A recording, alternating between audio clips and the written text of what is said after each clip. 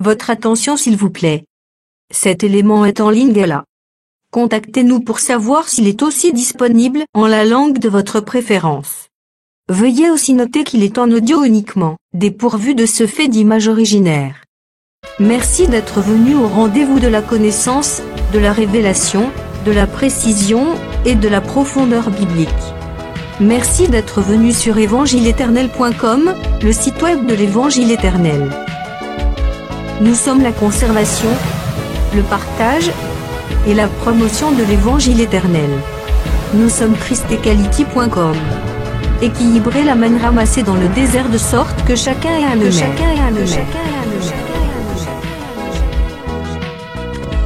Pour nous encourager à continuer à vous servir, nous ne vous demandons pas grand-chose, sinon de souscrire à l'une de nos YouTube channels qui correspond à votre version linguistique.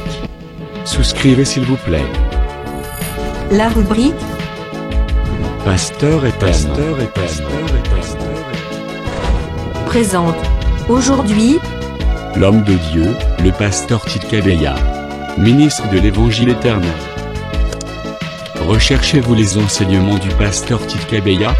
Allez sur christequality.com/tidkabeya.html. Les enseignements sont disponibles en texte, audio et vidéo. Bonne édification au nom de notre commun Seigneur et Dieu Jésus-Christ. Amen. D'en haut, abeye mère. Oyo aboti mwana mobali moko Isaac. La Jérusalem actuelle c'est Agar. Oyo aboti Israël oyo abengi Ismaël. Donc omoni Sarah abengi le ciel.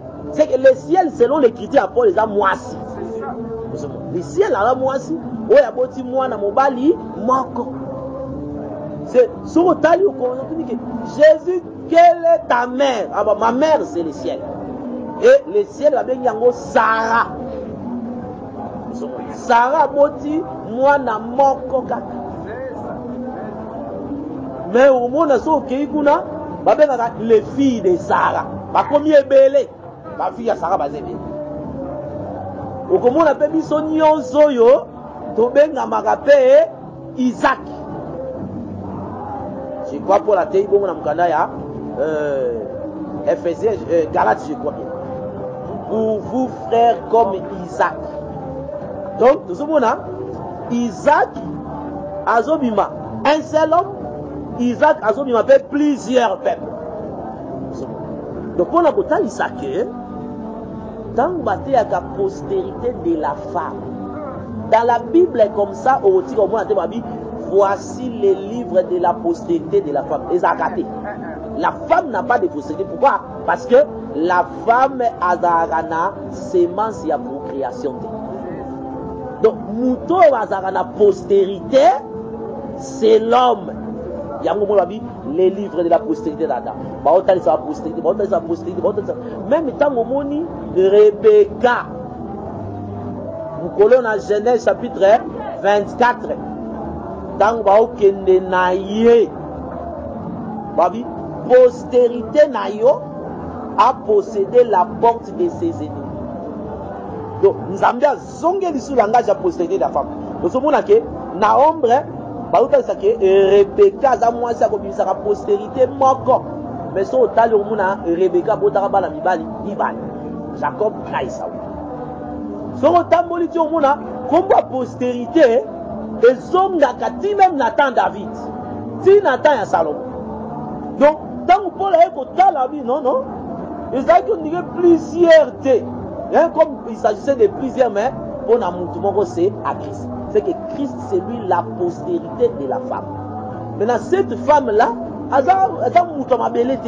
Jésus n'est pas venu d'une femme terrestre. Parce que Marie n'avait pas de postérité. Et ça, moi, on a dit. Donc, le ciel, c'est ça, la mère de Jésus. Donc, le ciel, comme Sarah, a mis sa postérité, moko de Jésus. Israël était. Moi, Sarah, Bota, c'est Isaac. Mais par rapport à l'écriture, Sarah, c'était un langage prophétique. Alors, c'est que en Isaac, c'est que langage wana Sarah a comme Elisabana. Donc, à le belake, nani a koka ikolobana Abraham que Sarah a comme Elisabana.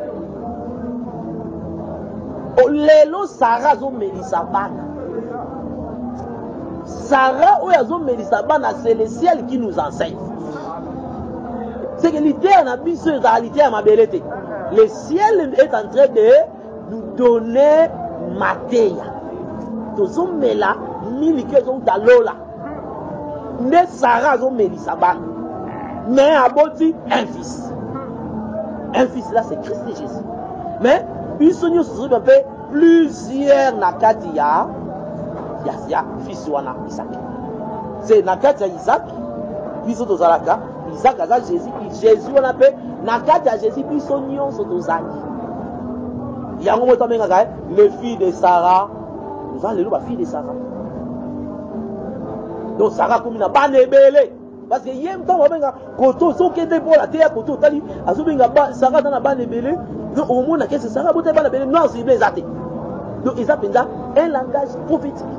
Mais au moins kuna Sarah bote bonne ébélée mais alobela comme Elisabeth ébélée. Donc yango to mbenga Sarah ba bana ya Sarah. Sarah wana c'est le ciel. Et ça Israël dit parce que Jésus a dit moi je suis d'en haut, vous êtes d'en bas. Je viens d'en haut. Donc c'est que maman a eu l'icolo. Voilà pourquoi à la croix, dans la tali Jean, alors dit femme, voici ton fils. Fils, voilà ta mère. Na koufi loko la moine na yo marité. Ici quand déjà et boy a que Jésus a posté ta mari. Que va tu comme femme moine la apocalypse ça Marie a boti Jésus. Jésus a boy yango na cette parole na yo. Femme, voilà ton fils. Fils, voilà ta mère. Donc à la ici Jean qui mère na yo yeyo, mère, voilà ton fils. Ngai na koufi loko a moi na yo te. Parce que Jésus a fait comme le fils de Marie. Nzambe alingaki a agréé offrande wana ti. Donc à koufi loko là, moi no auti likolo parce que les sacrifices o esengelaki endima pa Nzambe, il faut la sacrifice o euti pa na ebo. Euti pa mutu. Jésus n'a jamais été postérité à Israël. Soka bota mais Israël na bota ki Nzamba ngandi mangote. Il fallait zala o ya outi na Nzambe. Jean 5 Apocalypse 5 ko ya outi. C'est l'agneau a outi na trône. Au milieu du trône. C'est que le trône c'est le ciel. C'est à outi de na ciel. Ciel ne maman na yi. Oko ti angote ke Israël te parce que aza muto mabele te. Ayeli nde na Israël. Donc a outi likolo abimeli na nse. Nde total ça que Jésus a outa likolo a kiti na si. A outi likolo a kiti na si. Mais a kiti na kati ya corps ya mari. Israël kuta ayebi ete aza mupaya. So batali boye ba mwana oyo ba omona ye mobulu. C'est en Israël il va comprendre yeti. Azali mwana ya mutite boye. Ata prophétiquement te ende ni gaza Israël na botaki. Israël na botaki Yesu. Donc c'est ça diloko msufu zala bien positionné nango zoka écriture na pesa motei. Donc Sarah botaki bana ndenge abi il fallait Mélissa bana mais na boteli Abraham un fils. C'est un langage prophétique. Donc on a kata sujet na biso pona kotalisa que na écriture batangeli biso ya Romains chapitre 1er né de la postérité de David. Babi, il a été déclaré fils de Dieu par sa résurrection d'entre les morts. Donc tant que Jésus a sécuit, né mukolo wana komi fils de Dieu. Tant que sécuit. Donc a commis fils de Dieu. Né écriture wana ya Hébreu, batangeli biso Hébreu chapitre 1er wana. Tu es mon fils, je t'ai engendré aujourd'hui. c'est que tangu Yesu asekwi na bawa ebimi Nzambe aboti ye yango totalisa pe biso banso nde tozaboye na mabele tozobota makambala mibale. Première fois toye na voix ya la chair et le sang. Après, maintenant pour rentrer au ciel, il faut maintenant obota mayambala mibale. Jean chapitre 3, Jésus a dit à Nicodème, Moutouma okoko talola te soki abotami de nouveau. C'est que dans mon kilo ne tozaboye toyaki na nzela ya papa na mama tofandi na mokili ti après un moto kufi tobotami sikoyo mais mokili ezomona kaka biso mais liloba Nzambe ezomona tokufaki tobotami sikoyo c'est sikoyo tokomi tobotami ya sika avant toteya la nouvelle naissance na vie na biso Jésus na bandi koteya c'est abotami d'abord par Marie a respecté loi ya koya sur la terre, a bouki une portion, et a respecté partie d'amour. Et là, liboso a bouki ezani, ezake boye ya moto na mabele, ezalaka la rencontre de deux personnes, l'homme et la femme. Maintenant, boye ya Yesu, ezaki lisusu te, aya na modèle wana, c'est que il a contredit la loi de la nature. On a dit à contredire parce que Nzambe a contredit Zaraël Makamunaïti. Pourquoi dire a contredit? Parce que c'est un législateur. Parce que le législateur a le pouvoir de changer Yango. Le coup la tchaka qui est sous le soleil, que tu vas pouvoir t'amener boye. Maintenant, il y a mon temps voyé à boy koya na voix wana. Pourquoi? Parce que voix wana zaki déjà souillé. Il fallait maintenant, comme législateur, à créer une autre voie. Oh, yako yela na mabeli. A créer ya sika po, a banda lignée oyo ya sika. Oyo kese na lignée ya liboso ebebaki. Yango Jésus a yé, na kati ya chemin, il quitte le ciel directement dans le ventre d'une femme. Mais à côté de moment, c'est comment? Par la parole de l'ange. Et la femme a posé.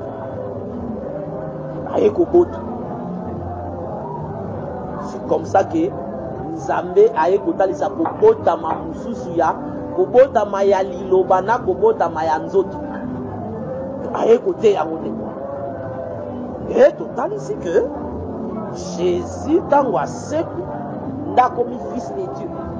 Biso pene tozaboyi. Tozaka fils de Dieu par rapport à la prophétie, la révélation. Mais par rapport à doctrine, non, comme ma fils de Dieu. Pour comme ma fils de Dieu, il faut corps na yo et longa liwa. C'est que enseignement sur le fils de Dieu, ils appellent na ba anglais et belé. Nous aurons nous ndakisa moko. Dengue romain, ils allaient présenter en haut.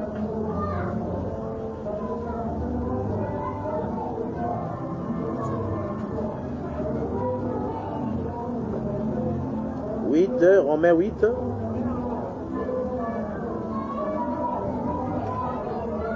Je dois partir à verset 12.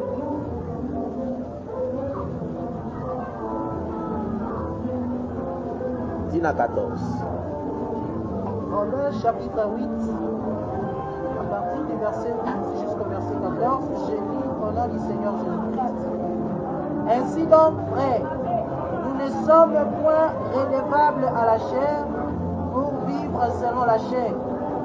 Si vous vivez selon la chair, vous mourrez. Mais si par l'esprit vous faites mourir les actions du corps, vous vivrez. Car tous ceux qui sont conduits par l'Esprit de Dieu sont fils de Dieu. Ok. Tous ceux qui sont conduits par l'Esprit de Dieu sont fils de Dieu. Tout le monde a aspect mon souci à la fils de Dieu, mon toyo, azali conduit par l'Esprit de Dieu. Mais au monde, Jean azotalisa biso kuna na Jean ke oyo tokozala nanu eza manifesté te. C'est que quand nous devons vaincre la mort, tout là dit le corps immortel, naissance propre à fils de Dieu, et pour qui ça, parce que le fils de Dieu ne meurt point. Selon le livre de Jean, ici Jésus, nous avons appris par la loi que le fils de Dieu demeure éternellement. Tant que la sœur.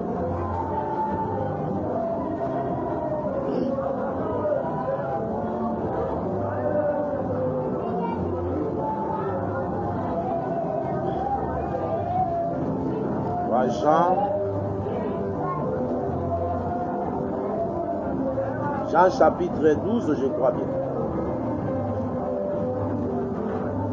Verset 34. Jean chapitre 12, à partir du verset 34.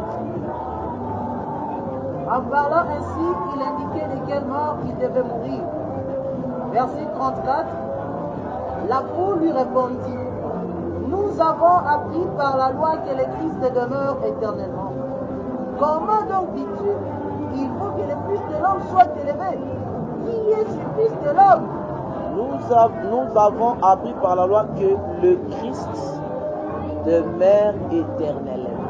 Le Christ a koufarati. Sogoye dans Matthieu chapitre 16, tant où Jésus a tout dit, il y a une question. Habitant Césarée, il y a Jérémie, il y a Élie, et Dieu est le prophète. Bon abino. L'histoire dit, tu es le Christ, le Fils de Dieu vivant. C'est que le Christ, c'est le Fils de Dieu vivant. Et Jésus, maintenant, dans Romains 1, il a été déclaré, c'est écrit, il y a Fils de Dieu vivant. C'est un homme vivant, la mort ne peut pas t'empêcher de vivre. C'est celui qui peut vaincre la mort sur toi. C'est ça le Fils de Dieu vivant. Il y a un langage moko, tango ba roi païen, bazae koya, liboso na mo bazolo bake, au roi vit éternellement. Denge bazolo baso ke même na Daniel, de bazé ça, le roi Nebuchadnezzar, au roi vit éternellement. Langage du roi vit éternellement, c'était tellement une prophétie. C'est que le roi qui devait vivre éternellement, ce n'était pas Nebuchadnezzar. Donc, langage wana, sens nango ezagande en Jésus. C'est que le roi éternel. Yango bazo moni sake, tota sake biso pe lelo. Nde toza boye, la mort physique tant que nous avons cette chair ici, et quoi que soit ici. Mais quand on va corps et dans l'immortalité, on dit l'incorruptibilité, l'immortalité, maintenant la mort n'aura plus de pouvoir sur nous. Naissance c'est ma fils de Dieu. Donc toi, un fils de Dieu, où il a longi la mort, un fils de Dieu, dans sens il y a, où il a conduit par l'esprit. C'est ce qui, aux autres tambours dans l'esprit, ça dit, fils de Dieu. Yango tondi marake, à Genèse 6, le fils de Dieu, Oyo, Balobakana, tout le monde qui a déjà qui s'est angelouté, fils de Dieu, Oyo, Bakendai, qu'on soit les filles des hommes. Moi, fils de Dieu, pourquoi? Parce que, au moment, depuis la mort d'Abel, tant où Abel a couffé, bataille ici, Adam il faut connaître Ève, Ève a beau 17, après, langage dit, c'est alors qu'on commença l'adoration. Les cultes du vrai Dieu.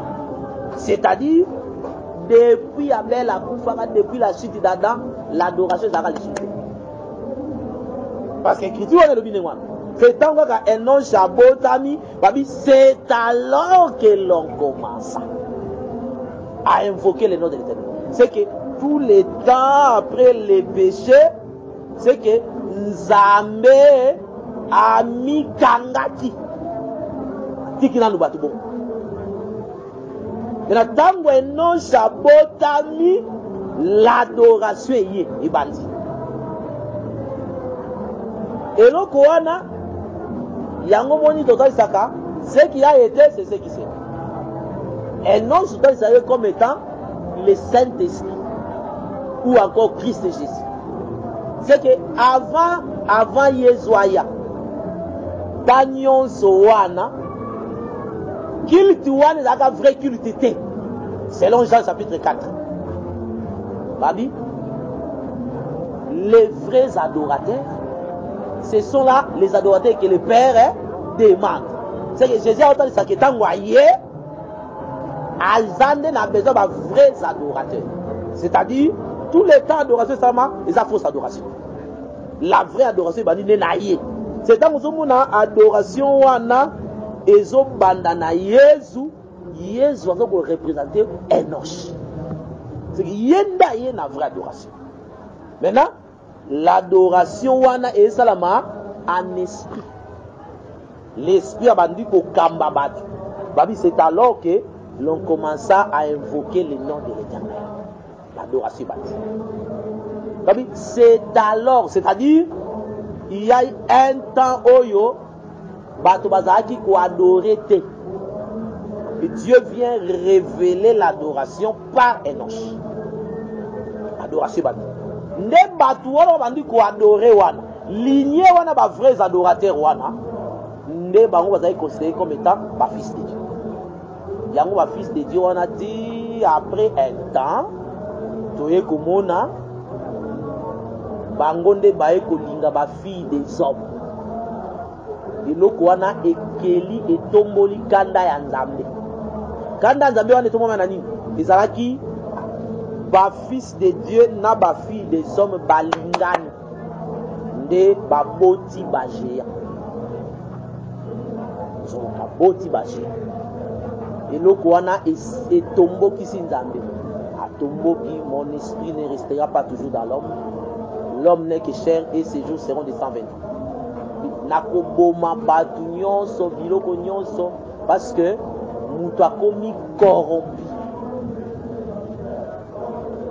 Nde esali ke Nzambe aboma banani abomi ba méchant nyonso. Bomi ba méchant et atiki baoyo bazalaki Noé avec sa famille. Ce que Dieu le Koana, parce que nous avons toujours dans l'idée, il y a ce qui a été, c'est ce qui c'est. Ce qui est dans l'ombre, parce que côté il y a l'ombre dans l'ombre. Ombre, il y a un fils de Dieu, c'est Israël. Quand Azobo Taman Exode, Azobi Manzamba ici, Moïse Aïb Safaron, laisse aller mon fils, mon premier-né. C'est que Israël a été fils de Dieu. Oh, il a bimi Égypte. C'est quand Israël a bimi l'Égypte, Nzamba Kaboli Bango, a bimi si bango adoration, il y a Mabé. Oh, il y a polythéisme, parce que l'Égypte a plusieurs dieux. A bimi si bango, a tié bango siko na désert, ba bandi ko tambola na vrai culte. Culte selon le modèle, il y a ciel. Bandi ko tambola. Bango ne bazaki na momana ba fils de Dieu. C'est ça l'ingo ba fils de Dieu na mabele zaki banani, c'était Israël. Maintenant Israël a tamboli a répété le que ça marqué dans Genèse 6 na Nombre chapitre 32. Ba comme na plaine de Moab. Les fils de Dieu qui est Israël a quelque aimé les filles des hommes. Et là qu'on est tomboli lisusu kanda ya Nzambe. Au monde maintenant Nzamba ça dit abomi lisusu bato. A effacé. Maintenant on a effacé.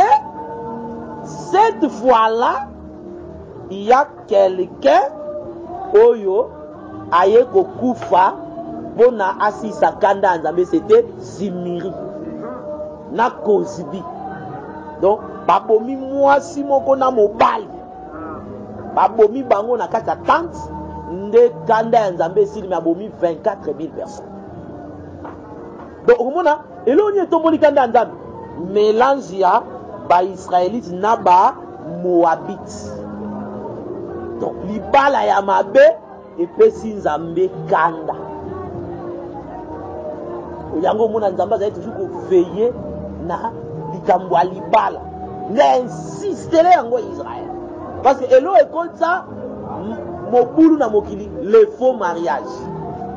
Maintenant, na kati ya kotambola toye comprendre maintenant que le mariage etikali ka libala boyete ko bala mwasi boyete.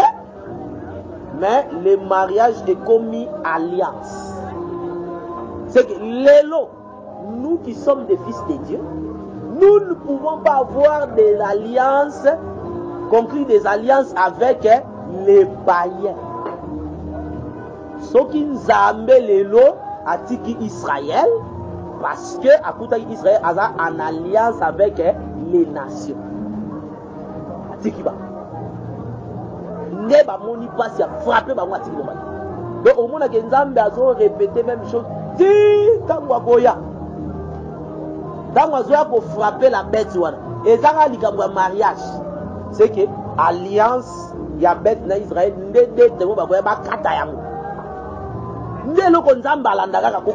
alliance, faux mariage. C'est que Nzambe a faux mariage. Il y a un mot prophétique et il y a un mot doctrinal, le faux mariage.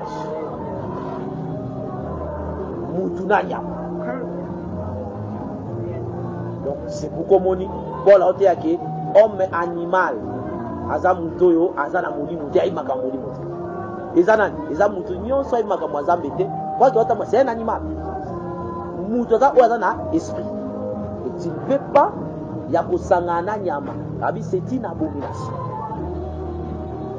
yango mona pe ezape na ba répercussion doctrinale boy. Okeka ozika mutu moko boye mwasi moko boye na chetemba ozui obike no aza kitoko me na obongola etango bokoya na ye omona ki okende kozande nyama.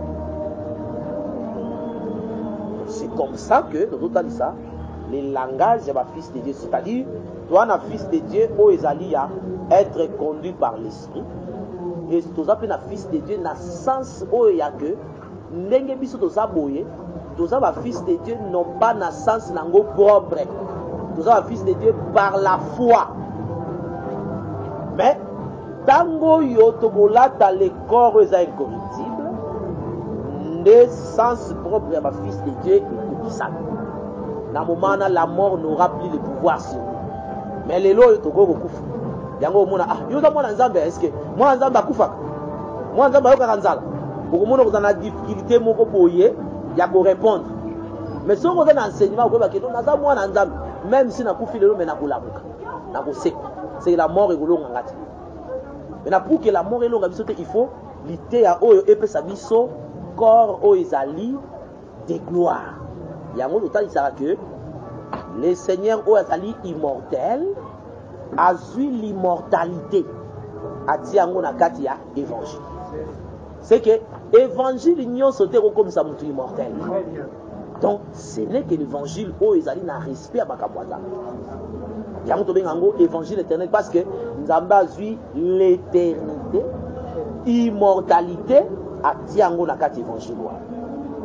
Et ceux qui mutu qui ango, au moni d'abord les kamoro kufa à obangango lisute. L'ité à solo soko yokiango. Et rolongolo ko bangango kufa. Mais solo qualité à solo. C'est que jusque là, il y a encore des mauvaises vies où ils sont attachés à ta chair. Maintenant, tu crains que ce qu'on coupe, bah, vie, on a bien, et ça, qui est même la vie. Mais ce qu'on dit que l'ongolio, toute mauvaise vie, au bangal sous la mort. C'est comme ça, que l'idée à Oyo, et l'eau, pour ceux qui ont une assurance, même si n'a koufi, n'a koussé quoi. Il y a un moment où Bétien, babanga, koufati. Ba Pierre, babanga, koufati. Bandima, il parce qu'il y a un moment qui bakute na makamoko ya solo. C'est ça, vous parlez ça que bisope to kozala ba fils de Dieu par la résurrection d'entre nous. Quand tu sais quoi, comme fils de Dieu. Quand Jésus passe, c'est qu'une nzambe aboti. C'est que net total ça a commis premier né de Dieu. Moi na liboso ya nzambe. Il y a bien dit comme étant la prémisse. Ensuite, ce qui appartient à Christ. Bisogno sobabi lors de son avènement. Bisogno c'est ce qu'on appelle le colaïe. N'est au pas fils de Dieu. Bisogno c'est le vainqueur de la mort. Voilà pourquoi nous avons dit que Jésus a sa premier né 2 fois. Apôtre premier né dans la chair. Pour Andy, nous d'abord l'icomie que comme la premier né est la taille de son vivant. Tant qu'on peut accoucher à seku, modèle à lycée qu'on a banda batu banda okufa lycée quoi ya liboso za ya Yesu. Que mutu akufi bake bakundiye premier jour, deuxième jour, troisième jour à seku na corps mususu ka Yesu. Ba Lazare bakufa ka ba seku na corps na bango moko. Ba fils ya Sinamite bakufi sa Sinamite akufa ka azonga na corps na ye. Batu nyonso ba prophète nyonso bakufa ki tangu ba Yesu akufi ba seku ba bimina ba tombo. Ba onso kisi koyo na ba zu corps de gloire. C'est ba oze la biso nyonso. Dozo biso zo ko ba am na bango ezali na kati ya repos. Ba oze la biso nyonso musala lobiko so esi ne biso so les morts en Christ ba seku na biso to se transformer dans un corps mususu ne sans ya ba fils de Dieu et sa comme Yangwana umunta malobake la création ezali ko zela ezo souffrir ezo zela manifestation ba fils de Dieu. Langage wana ezalaka que l'état ya manifestation ba fils de Dieu ezalaka plus na temps ya millénium. Oyo création kozala na esengo. Pourquoi? Parce que d'abord le péché kozala te ya mibale présence na biso ekozala que temps oyo la justice eko régner. Donc c'est un temps oyo ba fils de Dieu bakozala manifester ekozala esengo parce que la création ezalaka mokolo wana. Parce qu'aujourd'hui la création ils ont souffert parce que la terre est corrompue. Voilà pourquoi nous avons dit ça que sans ce fils de Dieu, ils allaient par rapport il y a des aspects. Nous avons dit par la foi. Nous avons dit mais nous avons dit nous sommes déjà parfaits, mais nous avons dit que nous sommes parfaits. Je crois que ce sont des langages que nous utilisons. Donc, au bang, il y a parfait, naza parfait en Jésus. Mais nazo tambola pona koma parfait. Na koma lokola iso. C'est comme ça. Voilà un peu au Togokai Kotalisa sur les premiers nés. Et autres aussi langage ya premier né. Premier né na mukanda ya Psaume. Bazo talisa biso yango.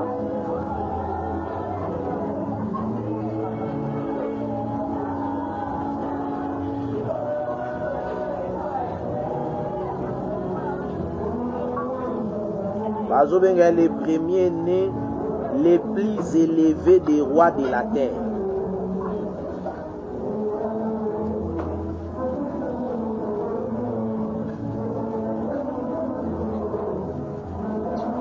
On va sauver la sur David.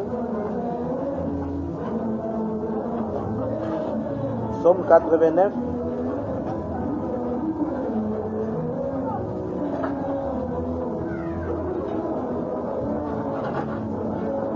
À partir du verset 21, la psaume.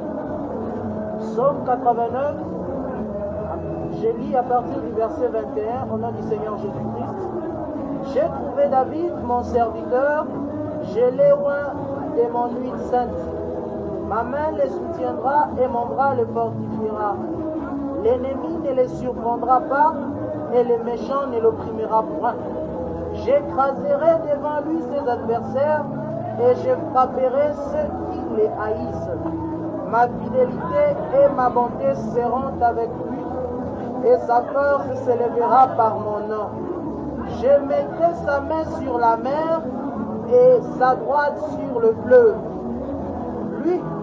m'invoquera, tu es mon Père, mon Dieu et le rocher de mon salut. Et moi, je ferai de lui le premier-né, le plus élevé des rois de la terre. Ok. Moi, je ferai de lui le premier-né, le plus élevé des rois de la terre. C'est que, en d'autres termes, quand on appelle premier-né, veut dire le plus élevé. Le premier-né, c'est le plus élevé. Oya tombwami koleka batu nyonso. Selon l'écriture. David bazoloba awa, eza Jésus.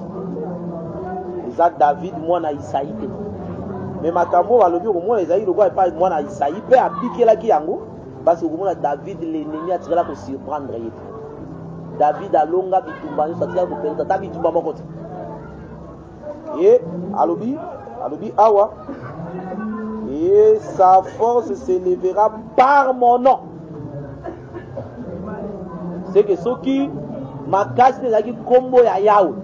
Yango komona tango David ayaki alobi oyeli ngai ba javelo balance menga na yeli yo na kombo ya Yahweh devant Goliath. C'est que le nom de l'Éternel ezalaki la force de David. Ceux qui apika ngana na kombo ya Yahweh. C'est que le nom de l'Éternel à ce temps-là nde ezalaki makasi ya batu bana ya Nzambe. Le nom de l'Éternel. Yango moni pe Nzamba ekosala ki à ce temps de la fin il nous a donné un nom et ce nom c'est Jésus. Na hébreu c'est Yehoshua Mashiach. Na lingala Yesu Christo. Ça n'a pas de sens. Que etikaka na hébreu te. Et robé bisa ba portion mususu ya écriture. Kuna ozo ba Yehoshua Mashiach. Awa Yesu Christo. Donc kombo moko wana me tozo benge na kombo ya monoko na biso. Mona Joseph azaki na bakombo bibale moi bande kone baye baki na kombo mususu otobe baye bien na kombo ya monoko na bango babenge Shafnat Paneach les sauveurs du moment les sans à kombo les sauveurs. Mais un sauveur qui a un autre nom pas égyptien mais quoi va frère né baye dans la histoire va frère né je suis Joseph. Mais bah Égypte a dit que comme on est Jafnat comme moi Joseph en Égypte est là pour y balader. Mais si on veut dire que Aza Joseph bah il dit qu'Aza Joseph par exemple Jafnat arondi pas comme on y soit de yango to boya kamate ya moko ezaka ya makambo ya kotika batu na hébreu kaka lisolo ya kobenga basi o bakoya o bakoma mwasi ya bazwa mwasi ya mokonzi moko. Cette lettre est comme qui pona na balangi nyos pona mutu nyos aux informations. C'est que déjà na kati ya Bible bayeba ke bato nyonso balobaka monoko moko te. Lettre moko mais ekomami na balangi ebele po mutu nyonso ayeba. Yo ye na araméen oya ye na hébreu oya ye na latin mais bino so bolo belo kumoko yango moni na roi bakomi les rois des juifs bakomi na hébreu na grec na latin bakomi yango ndengwana même message bakomi on a 3 langues yo kasi bakomaka Yehoshua Mashiach na hébreu Yehoshua Mashiach na latin na grec na latin Yehoshua Mashiach baba elobi ni Yehoshua Mashiach elobi parce que kombo ezalaka na musala na kati. C'est comme ça que nous disons que maté ya nyonso ezoya sakati kombo ya Yehoshua Mashiach moni Jésus ningo ba boisson. Oh Jésus est comme moko boy. Il y avait beaucoup de Jésus. Mais nous savons Jésus qu'on appelait le Christ. Azaki moko. C'est comme ça que nous disons que ba maté ya za maté ya bazoko sana ngo ba congolais. Mais so fa na binomi balé naï. Bo fandi binomi balé naï. Comment on a revu ça que non, ils ont makambo belé foyer ba faut luko yeba. Mais ils ont na profondeur mais au moins il y a un alubino quand on a ko la caillou. On a retenu ça que David a là qui na kombo ya Yahweh nde ezalaka makasi na ye. Voilà comment total ici le nom de l'Éternel. Quand Jésus a dit, j'ai fait connaître ton nom aux hommes que tu m'as donné. À Jean 17. Quel est le nom? Le nom c'était Père, Père, Père. Dans ce Jésus, Père, Père, Père, Père. C'est lui qui m'a vu le Père. Père, je te rends grâce. À quel est ton nom Lazare? Père. À quel mot? Père. Est-ce que Père c'est un nom propre? Non. Père c'est un nom commun. Il y a plusieurs pères. Le diable c'est un père aussi. Donc, on a retardé ça. Les noms que Jésus a fait connaître aux hommes, c'était la parole. La parole, c'est ça le nom de Dieu. Il avait un nom écrit, son nom était la parole de Dieu. La parole, c'est ça le nom de Dieu. Donc, voilà tous les éléments qui arrivent. Mon premier-né, notre monde Ribert a premier-né, avec l'image à notre Seigneur Jésus. Jésus, c'est lui le premier-né. Ah, puis encore, ma force. Je crois que c'est ça. Hein? Ribert a dit, force, il y a data. C'est ce qu'il y a zaté. Tata Zani Makasi. Papa Bengelio de force n'angaï à l'ibos. C'est ça, Tali Ribet, c'est la force du Père. C'est que ces fils-là, Azaï Kotalissa, la force du Père. Sa présence explique que c'est lui la force du Père. Totangi. Écriture mon corps à Luc.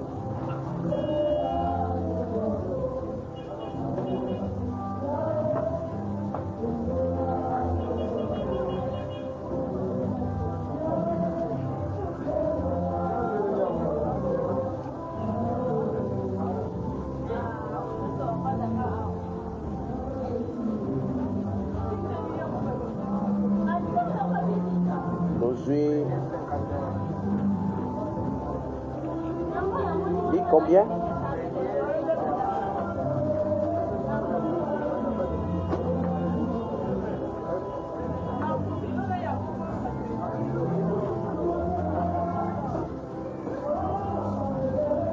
La vie soit partie à verset 51 à Luc chapitre 1er. Luc chapitre 1er à partir du verset 51. Il a déployé la force de son bras. Il a dispersé ceux qui avaient dans le cœur des pensées orgueilleuses. Il a renversé les puissants de leur trône et il a élevé les humbles.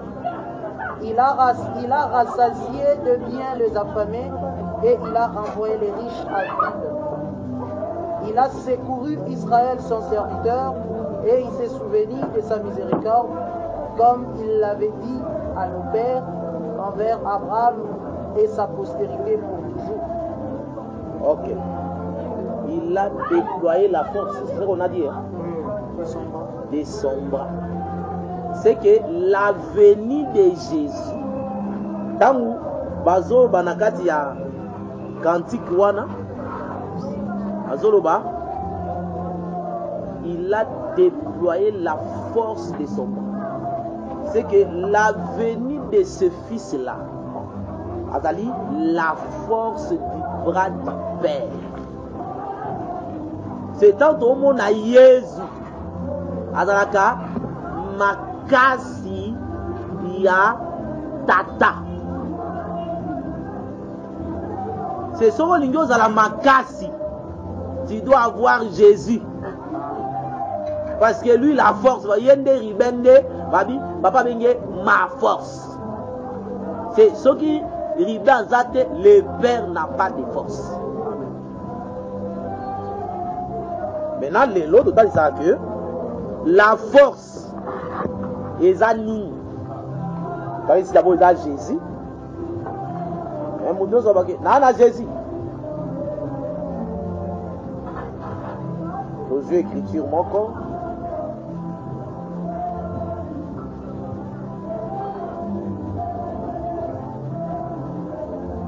Nous comprendre la force de la nini lelo.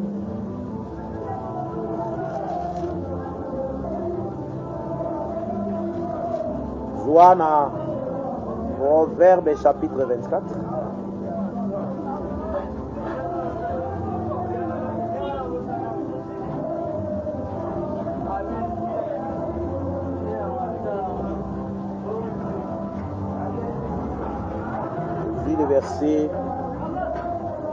Le verset 5.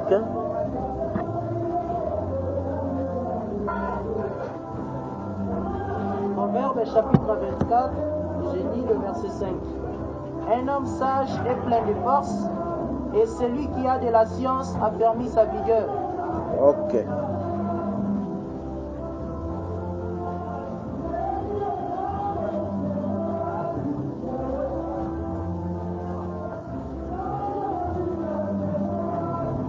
Balobi que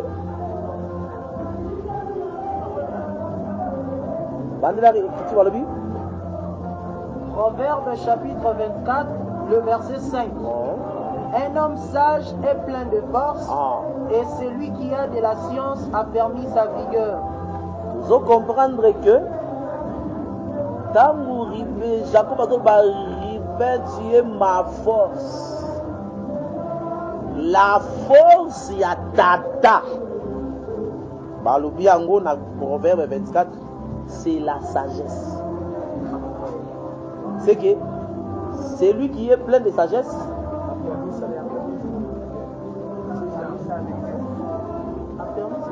celui qui a de la science affermit sa vigueur. Un homme sage est plein de force. Un homme sage est plein de force. C'est que ça, la force, c'est la sagesse.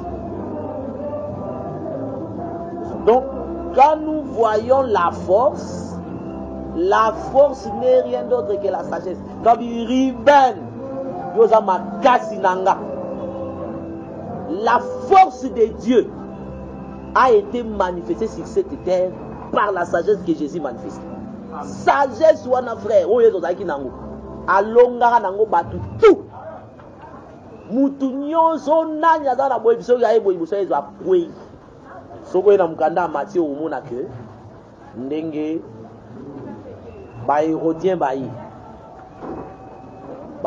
mo bazalaki bato bazalaki ko soutenir Hérode. C'était toute une doctrine le quoi il y a parti politique baye batuni Jésus ba question na o etali ikambu ya impôt.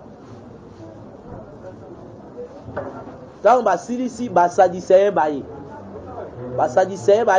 bafarisien baye omona ke nasuka nango basangani bango nyonso bangela biso na écriture wa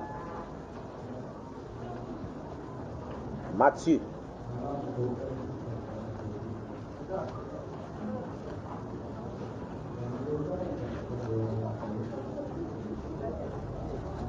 omona ndenge Jésus c'était un homme fort.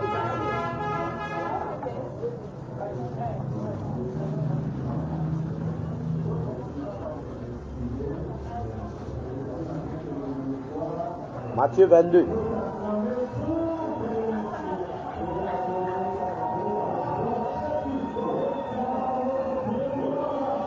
Matthieu chapitre 22, à partir du verset 15. Alors les pharisiens allèrent se consulter sur le moyen de surprendre Jésus par ses propres paroles.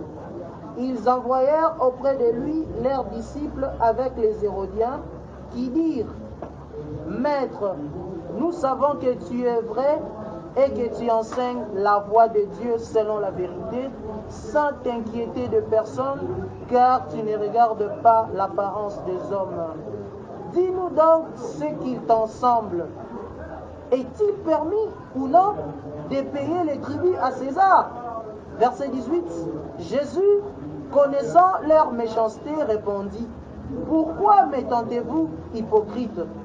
Montrez-moi la monnaie avec laquelle on paye les tributs. Et ils lui présentèrent un denier. Verset 20.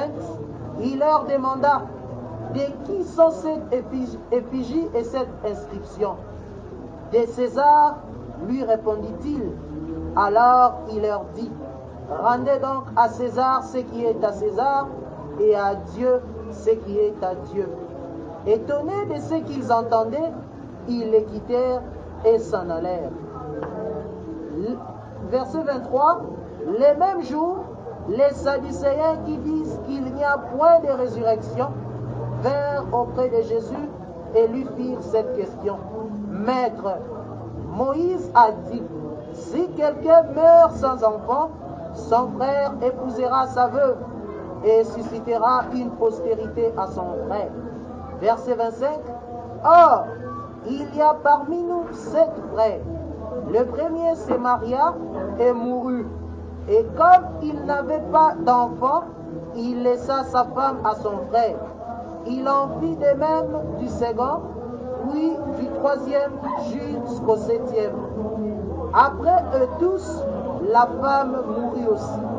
À la résurrection, duquel de 7 sera-t-elle donc la femme? Car tous l'ont eu. Jésus leur répondit, vous êtes dans l'erreur parce que vous ne comprenez ni les Écritures, ni la puissance de Dieu. Car à la résurrection, les hommes ne prendront point de femmes, ni les femmes de mari, mais ils seront comme les anges de Dieu dans le ciel. Pour ce qui est de la résurrection des morts, n'avez-vous pas lu ce que Dieu vous a dit? Je suis le Dieu d'Abraham, le Dieu d'Isaac et le Dieu de Jacob. Verset 34. Le verset 34, le pharisien, ayant appris qu'il avait réduit au silence les Sadducéens, se rassemblèrent et l'un d'eux, docteur de la loi, lui fit cette question pour l'éprouver. Maître, quel est le plus grand commandement de la loi? Jésus lui répondit, tu aimeras le Seigneur ton Dieu de tout ton cœur, de toute ton âme et de toute ta pensée. C'est le premier et le plus grand commandement. Et voici le second, il lui est semblable. Tu aimeras ton prochain comme toi-même. De ces 2 commandements dépendent toute la loi et les prophètes. Verset 41. Comme le pharisien était ensemble, Jésus les interrogea. Jésus les interrogea en disant, que pensez-vous du Christ? De qui est-il fils? Et il lui répondit, de David. Verset 43. Et Jésus leur dit, comment donc David, animé par l'Esprit, l'appelle-t-il Seigneur, lorsqu'il dit, le Seigneur a dit à mon Seigneur, assieds-toi à ma droite, jusqu'à ce que je fasse de tes ennemis ton marchepied. Si donc David l'appelle Seigneur, comment est-il son fils? Nul ne put lui répondre un mot. Et depuis ce jour, personne n'osa plus lui proposer de questions. Dans Ecclésiaste chapitre 9, verset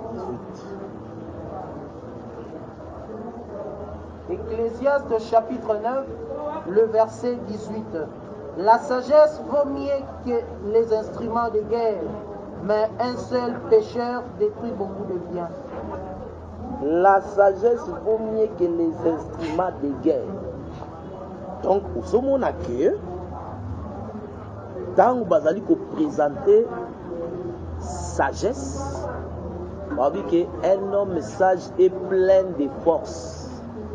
C'est que quand tu as la sagesse, tu es un homme fort. Donc, au sommet, que quand vous t'attendez, tu es ribé, toi ribé, tu es ma force. C'est que ma grâce y a ta tête qui est sagesse. C'est qu'à notre tête, mais toi ribé, tu es ma sagesse. La sagesse, c'est la force. Yango Moni, il y avait une petite ville avec un peu d'hommes dans son sein et un roi fort, un roi puissant à Konzaki Mbokawana. Toujours l'Ecclésiaste 9 1. A dominaki Mbokawana, il éleva des grands forts. Mais nakati ya Mbokawana, ebimi pena un homme pauvre mais sage qui sauva la ville par sa sagesse. Il a sauvé la sagesse. Mais mboka au roi konzaki bango. Or nous savons que le roi oyo konzaki mboka c'est Moïse. Le pays c'est Israël. Oyo Moïse azaki roi puissant. Parce que Moïse était un homme puissant en œuvre et en parole selon Luc chapitre 24. Et Deutéronome chapitre 34, plutôt le chapitre 34, 33 verset 5, 4 à 5. Balobi, Moïse était roi en Israël. C'est qu'il était roi, et puis, dans Luc 24, roi azaki aussi un homme puissant.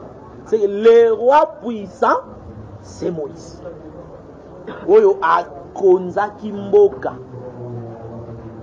Konzi Israël, il éleva des grands forts. Les grands forts, ce sont des préceptes, des commandements. Bami beko soit tomola kiwana. Nde yango e konzaki mboka. Mais ayez peu ko sala ke un homme pauvre na kata mboka wana. Mais cet homme qui était sage. Pauvre et sage. L'homme pauvre et sage, c'est Jésus. Jésus est venu, il est à Paris, comme il s'est fait pauvre. À Botany, il y a des risques qu'il était, maintenant, il est comme pauvre. Mais ce pauvre-là, il était un homme sage. Sagesse n'a manifesté en Matthieu Batangeli Bissoir. Les disciples, quelques disciples, na ba hérodien, pas que nous attaquer dans makambo etali ya makambo à l'état. À répondre bango bien. Parce que y a l'état dans ma belé. Après ba moni bongo, ba tindi ba sadisé, ba toza croire na makambo ba ya ba angelouté.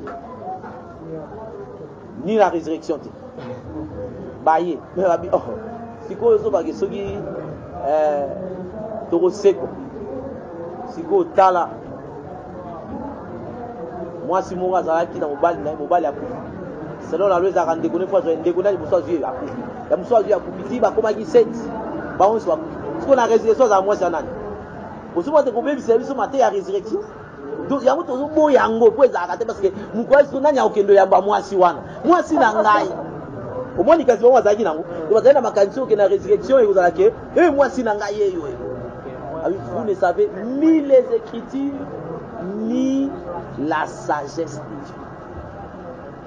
À la résurrection bando expliquer votre résurrection ne ba tu ba kozala doit être il y a des mutu à sala modèle résurrection nous ça parce que depuis makambo résurrection salama ba tu ba ka mutu akufi bo assez quoi car ayem de poser l'idée wana ke à la résurrection, dans les ciels. Dans les ciels. Précisez bien. Parce que dans le ciel, on a un ange dans la kuna. Bazakana, ange à moi, c'est Azalak. Ange à la donc au moins, au ciel, les anges sont dans un corps. Ange du Bazali, mais pour mon abango, il faut l'âge a un corps semblable pour mon aïe. Après si bon modèle de bange bazakali kolo. C'est que yenda tiki bange kuna yemi de bazala. Na résurrection maintenant ba komani bange dans les cieux. Il va y battre dans la poste basi ba ozo mbali ba ozo basi. Oh. Mbala mo ka pesi position ba kamuko ça. Oh. Bien. Wana sagesse c'est ko répondre battre. Enfin, c'est ma talité. Oh! Tindi ba hérodien na ba disciple na biso après c'est bon réponse mon qui top après les sous tindi ba sadicéen ba yé à répondre on kuta si bango mayel c'est que bimi kwa muto makambo spirituel azana ko makasi to sangana ba sangani ba ki quel est le plus grand commandement azi commandement anyoto di commandement na yeso ba tia kana akangisa ngomisa ngomibale. C'est l'amour de Dieu et l'amour du prochain.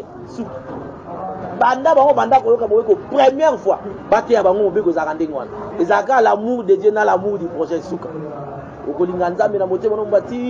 Après, et là les seconds qui lui est semblable. bavandi nye mais ata bafandi abi fonga pela tout dans ma question siko pona bino Christ aza nani siko eloko ayelaka yango po baye baza nani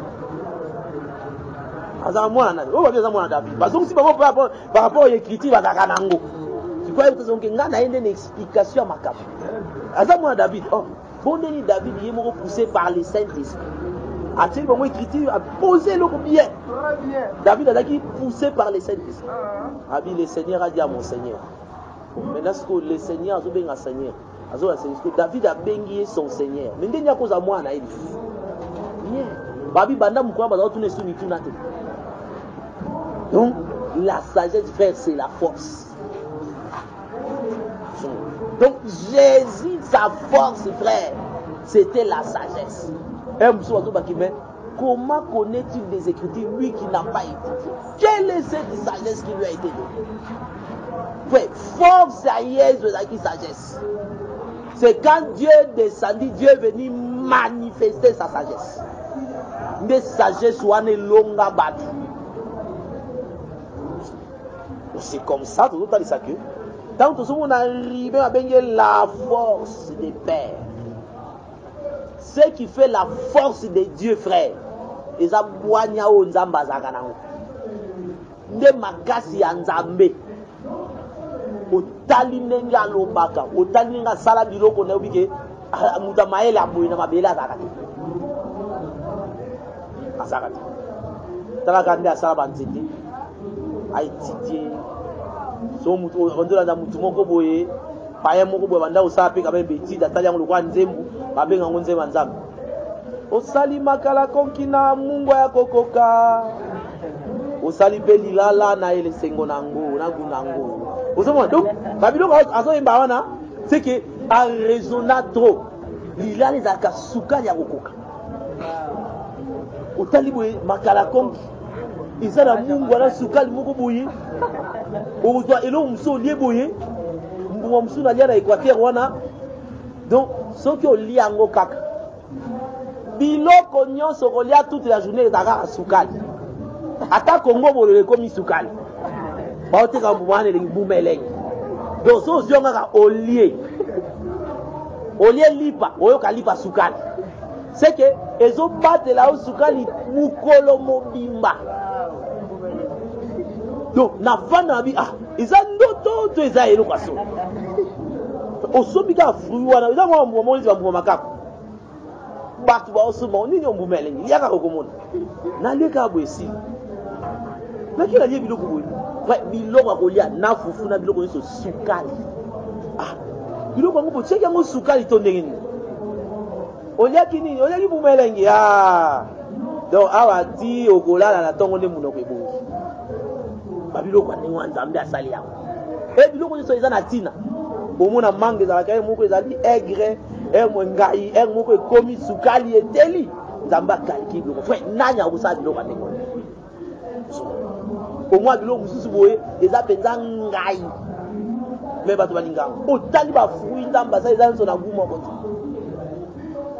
l'homme sage force na nzambe nde yango nzambe alakisa makasi na ye na bwanya yango tobake motei makasi ya motei eza liteya bwanya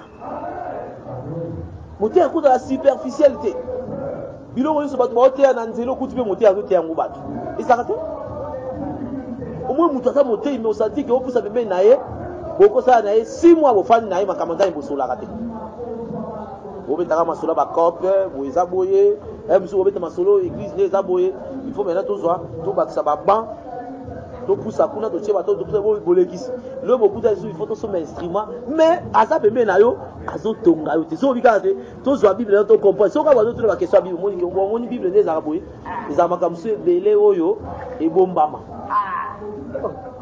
donc tokosilisa yango te epuis tokomprenaka mpe yango te donc sati motei azwi yo a réduire yo a sopeli yo lisusu ignorance yo potikali ndenge très dangereux c'est ça ofai na motei il faut zaka bosoli otali minute otali combien 2 heures ah mais 2 heures yo perdre il faut zaka motei eloko boye ezaka ndenge eloko boye ezaka ndenge C'est comme ça que papa n'a pas mis la montée.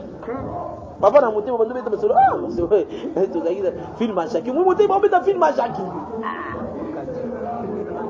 Quand tu n'en parles pas, au moins monter à Zaramouta Mazembe, frère, va faire un aïe Moutafita. Donc, quand on va au match, au moins, il peut pas comme Mazda. Au moins, tout ça, il faut yoka lelo, yoka. Donc, il y a Bamba. Donc, monter à la sauce pour ça, on s'est dit que, ndето kosolati soto silisi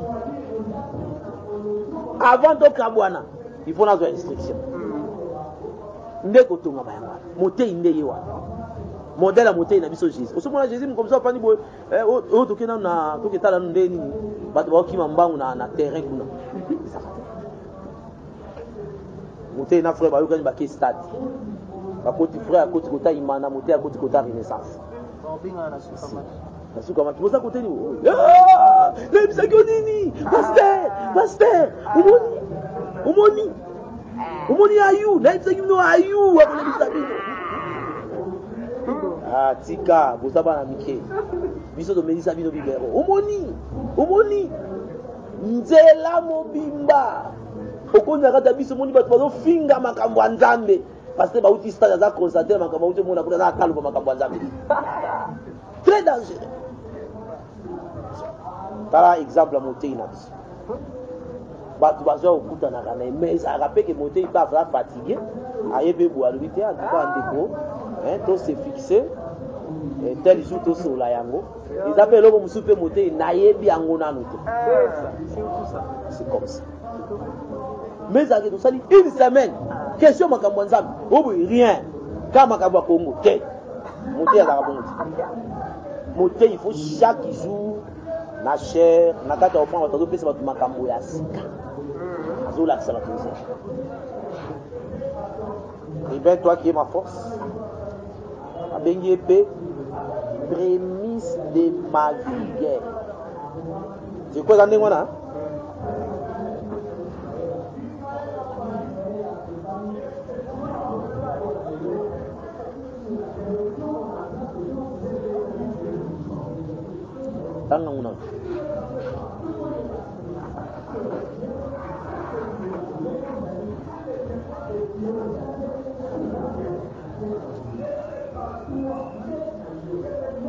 Verset 3, Ruben, toi, Genèse 49, verset 3, Ruben, toi, mon premier-né, ma force et les prémices de ma vigueur, supérieur en dignité et supérieur en puissance.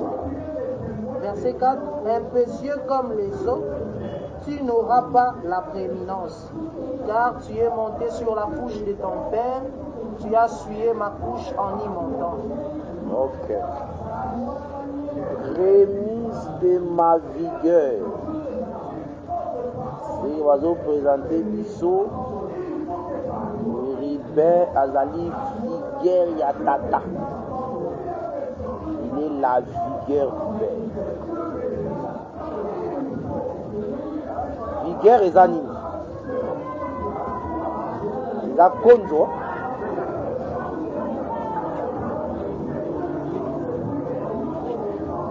Bopikiliki.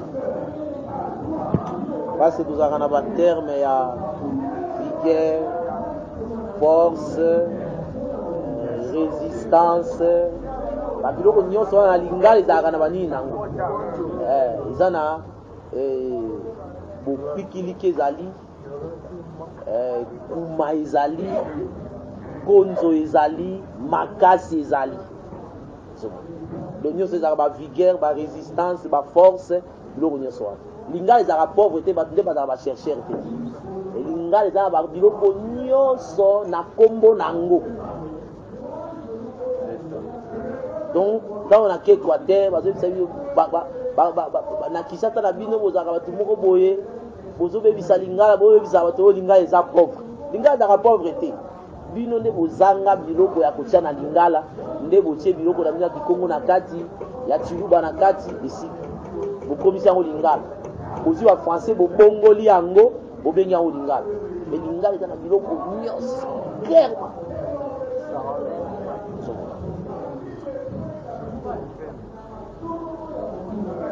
Tango yo bazo la vigueur. Biso to comprendre ka vigueur loko la ni. La vigueur c'est quoi? Parce que ça biloko avant de expliquer il faut d'abord ba vigueur na Bible ezalaka ni. Jusqu'à Proverbe 24 heures de temps à Dieu.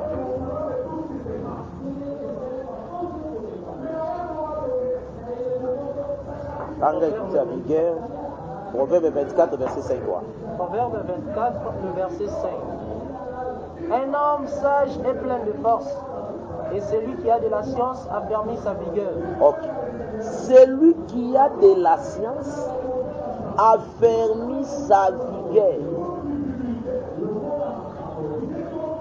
Donc, la science, c'est la connaissance. La connaissance avec un vigueur. Donc, un homme vigoureux, c'est un homme plein de science. La science, c'est la connaissance. C'est la connaissance de la vigueur. Donc, ce qui accueille dans Proverbe, je crois chapitre 14, dans verset 4, Tangela Biswango. Proverbe chapitre 14, le verset 4. S'il n'y a pas de bœuf, la crèche est vide. C'est à la vigueur de bœuf qu'on doit à l'abondance des revenus. Okay. Babi, s'il n'y a pas de bœuf, la crèche est vide. C'est à la vigueur de bœuf qu'on doit de la revenue ou l'abondance. L'abondance. C'est pour abondance ezala. Faut ngombe atani sa vigueur na ye. Oh, écriture wana abisoki azate donc crèche eza. Donc la crèche eza isika oyo ibwele baliaka. Donc ibwele baliaka dans une crèche. Et donc on dit que biso tozalaka mpe babibwele oyo toyaka kolia dans une crèche. Mais ntango toza koya kolia po abondance ya biloko ezala, le bœuf doit travailler, doit présenter la vigueur. Or la vigueur c'est la connaissance. C'est que motei frère, motei azalaka nde connaissance. Motei so aza na boyebi te alongwa motei. C'est que mutu akotema liboso ya batu, batu ya nzambe, bana nzambe, il ne peut pas être un ignorant. Tozoba elo mususu, être ignorant na nzambe afongole yo na eloko te me na tangaka yango eza biloko mbala ekese. Donc okuta motei ayebi na ye makambo ya nzambe te. Ndenge nalandaki mardi ndeko aoteya na micro na nsima, Jésus a craché à terre, azwi mabele asangisi na tsoi, apakoli avec la miso, apakolaki na litoi te, apakoli na liso, apakoli esika oyo maladi ezalaki, likambo na yo nzambe akosimbaka esika oyo ezobela. Ntango tozoleka wana yaka natokaki mpo na yo ya kopesa mbongo opambola motei na pambola yo yaka lelo oyo na ndenge nalobaki wana bato bato bazali kopesa mwa moko monene atemi aye kopesa mbongo. Motei azwi ekriti wana, asali ekriti wana, ebimi toro asimi na maseke balusi mutu boye, toro abwaki oyi nde toro asalaka soki na baje moko ezalaka bakangaka boye, so toro azwi yo motei asali ekriti nde wana ba ba ba ba ali asisi atoki siko baba moni kaka nde atoki bapesa mbongo mpo atoki, me toro asentir ata menace te.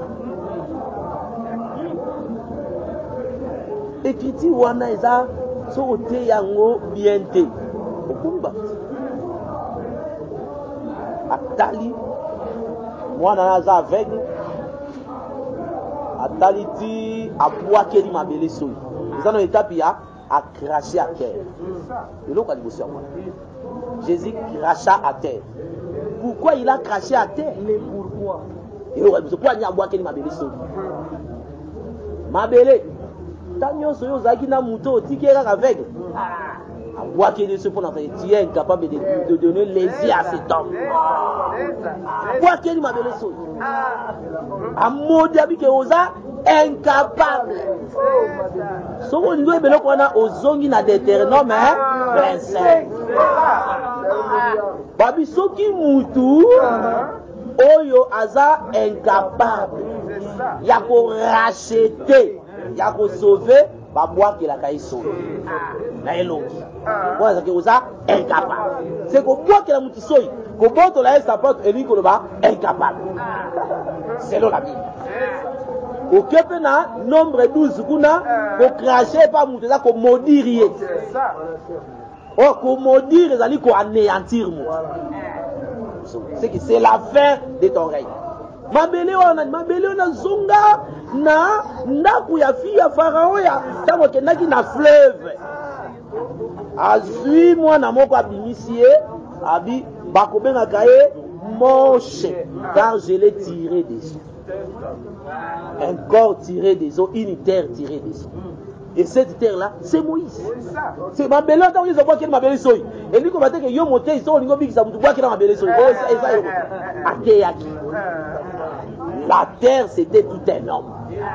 Oyo, et Zalaki est manifesté incapacité. Tous les cas, Moudouan Zalaki attaché à la terre, mais Zalaki toujours avec. Bien caché à terre.